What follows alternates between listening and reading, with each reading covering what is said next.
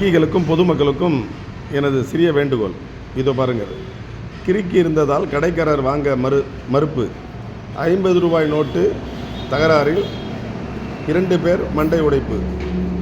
இது ஏன் பதிவிடுகிறேன் என்றால், வங்கிகளில் பென்சிலால் எழுதப்படுகிறது ரூபாய் நோட்டுகளில். அதனால் ஏற்படக்கூடிய பலன்கள் அவர்கள் கணக்கு வர வைக்க வங்கியில் எழுதுகிறார்கள். 500 ரூபாய் நோட்டு 100 ரூபாய் நோட்டில் கட்டுக்கட்டாக கட்டி.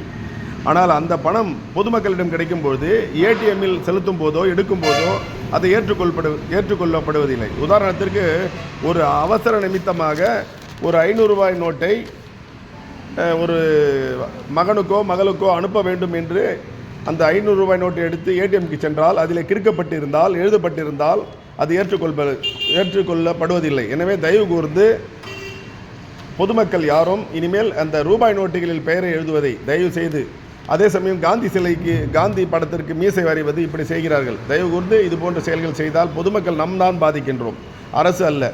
நன்றி, வணக்கம்.